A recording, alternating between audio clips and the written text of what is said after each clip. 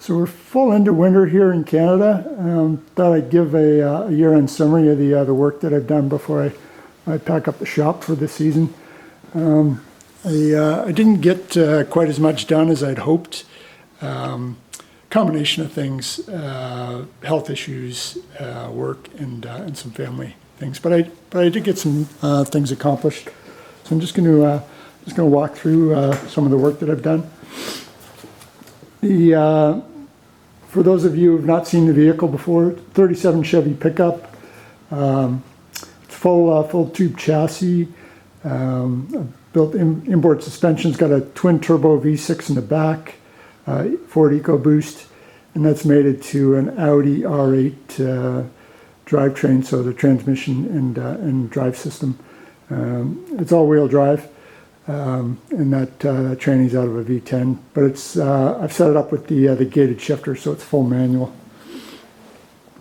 Starting at the front, I did get the sheet metal mocked up, so the hood sides are on.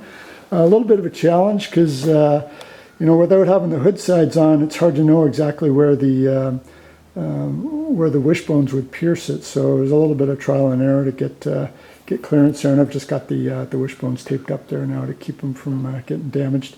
But there is clearance for full range of travel with the front suspension.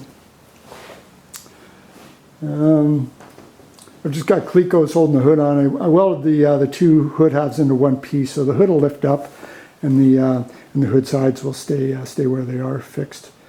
Got a little bit more work to do there. I've not mounted the grill permanently yet. That's the front end off of 38, and I've shortened the grill considerably to give ground clearance. I'm going to put a radiator up front. I've got a rad from older Honda Civic that'll fit up inside there. And that's actually for the radiator for the air-to-water intercooler. Inside, not much progress there, but I did get the drive system finished for the dry sump. I've got another video on that elsewhere on my channel. And in recent weeks, I've been working on mounting the turbos. So these turbos, the whole exhaust system actually, starting with the headers. These headers are Honda IndyCar headers, and they're made out of Inconel. And fortunately, they were the same bore spacing as the EcoBoost engine, but completely different bolt pattern. So I've made up these adapter plates here so that I could, just out of aluminum, milled them out of solid aluminum, so that I can bolt the headers onto get them mounted onto the engine. So they flow down, and the turbos themselves, these are also off IndyCar. They're Borg Warner EFR 7163s, and they've got the titanium turbine wheels in them.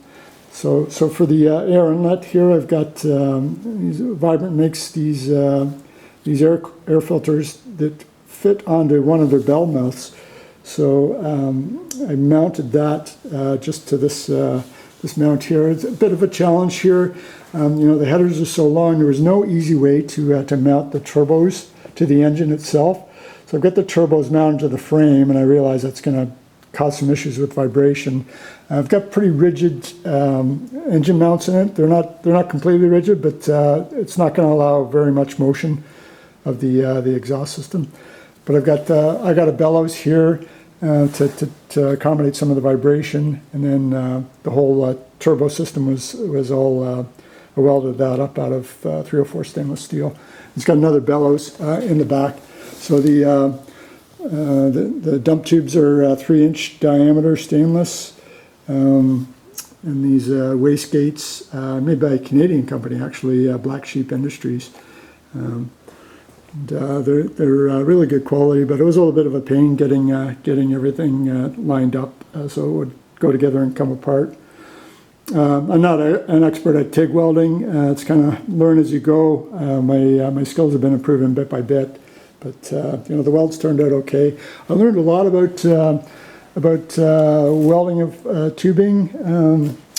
There's videos on YouTube. So these silicone stoppers, different sizes are invaluable for blocking off the tube so that you can back purge the stainless when you're welding it.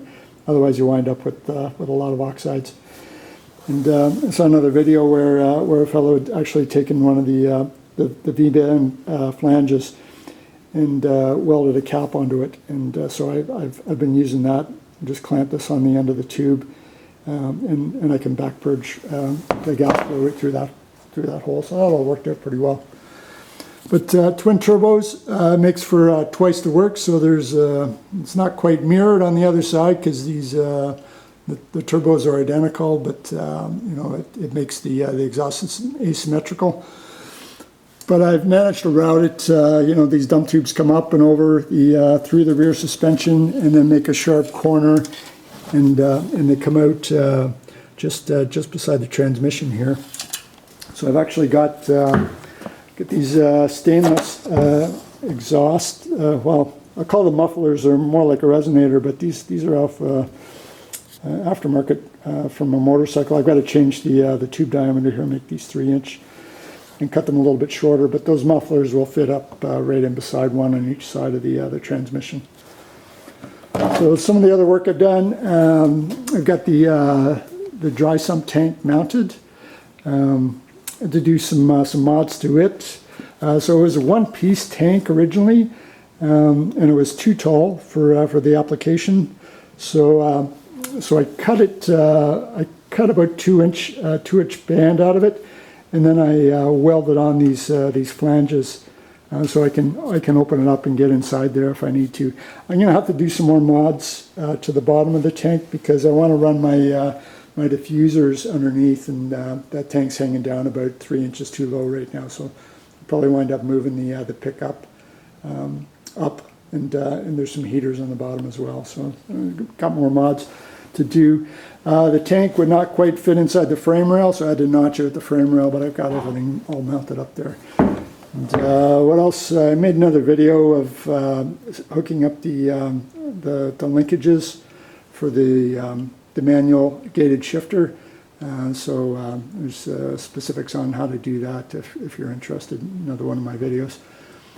Then the other thing I did this summer, I managed to make spring compressors up so I could change out the coil springs on the shocks.